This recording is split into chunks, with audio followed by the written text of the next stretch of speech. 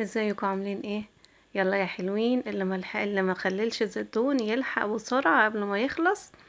الزيتون كتير في السوق، وهنملح مع بعض او هنكبس مع بعض الزيتون بطريقة حلوة وبيقعد من السنة للسنة. انا عملت كيلو، بس عمل معايا 4 برطمانات، البرطمان بيشيل كيلو. طبعا بنحط عليه اضافات جزر وفلفل وليمون. الحاجات دي بتكتر الكمية بتاعته. تعالوا كده احنا نشوف هنعمله ازاي. زي ما قلت لكم معايا كيلو زيتون. طبعا انا جبت الكيلو عشان اصور لكم، لان انا عملت زيتون قبل كده بس ما صورتش. فحبيت اوريكم عشان اللي ما كبس الزيتون يبتدي قبل ما الزيتون يخلص. كيلو الزيتون هحط عليه نص كيلو جزر، وهنا انا ما فتحتوش عشان عايزاه يقعد فترة ما يستويش بسرعة. اللي عايزه يستوي بسرعة يفتحه من الجنب. ومعايا ربع كيلو فلفل حلو متقطع حلقات. معايا فلفل حار وهريسة شطة، انا لسه ضربها في الخلاط. معايا كمان ربطة كرفس، والكرفس ده شيء اساسي بيديله طعم حلو قوي. واللي ما جربش بالكرفس يجرب المخلل ده بالكرفس، هيبقى حلو جدا. معايا معلقة حبة بركة برضو بتديله طعم. معايا معلقة كركم عشان تحافظ على اللون بتاعه. معايا نص كوباية ليمون معصورة. هنزل كده بالمكونات دي كلها على بعض وابتدي اخلطها كلها عشان كل المكونات تتدخل مع بعضها قبل ما نكبسها في البرطمانات. هنقلبها تقليبة حلوة.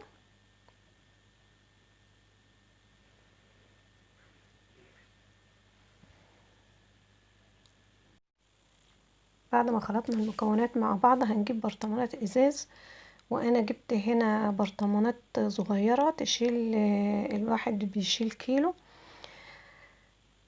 اللي عايز يكبسهم في برطمان واحد يكبسهم، بس انا بحب احط في برطمانات صغيرة عشان اخلص الواحد مرة واحدة وارجع اجيب واحد تاني.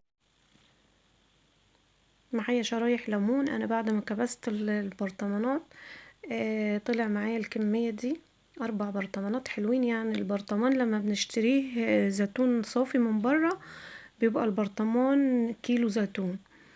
فمع التشكيلة بقى واللي احنا حطيناه ده كله ملالي 4 برطمانات حلوين اهو. فالكيلو فيه بركة يعني. نحط شرايح الليمون كده على الوش بتاع الزيتون. ده يعتبر مادة حافظة للزيتون. وبعدين نعمل له محلول ملح. انا معايا لتر مية، لتر بالظبط، وتعايروا بازازة البيبسي اللي هي اللتر بياخد معايا 4 معالق ملح ومعلقة كبيرة سكر. 4 معالق كبار ملح ومعلقة كبيرة سكر.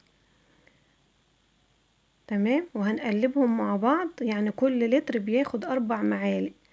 لو عندنا كمية زيتون اكتر من كده فهنضاعف بقى، نعمل لترين هنحط 8 معالق. ده معلقة سكر، معلقة كبيرة سكر، و4 معالق ملح للتر المية. ومعايا خل، معلقة كبيرة خل.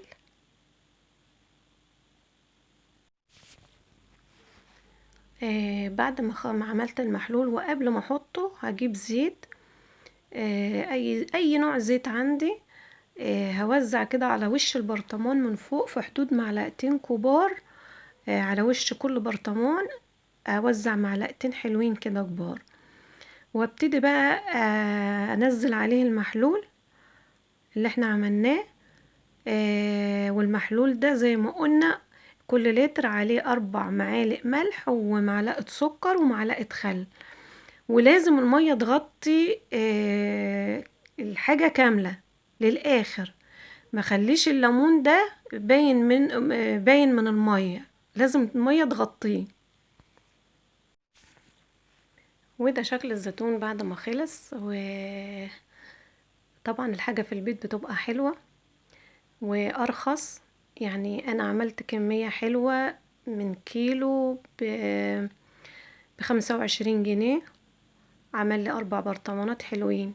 لو ما تيجي تشتري البرطمان مخلل جاهز بنجيبه ب20 و25. فهنا في توفير، والحاجة بنعملها بإيدينا تكون حلوة.